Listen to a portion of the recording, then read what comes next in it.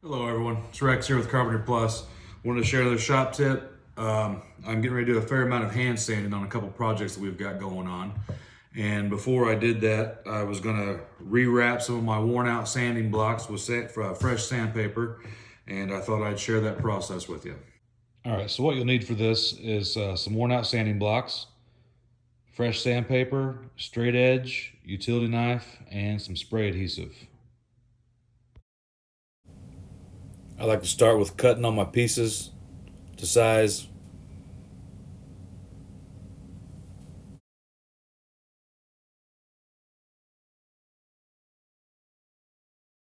Have all of our sandpaper cut to the size of our various blocks. We're ready to apply the spray adhesive.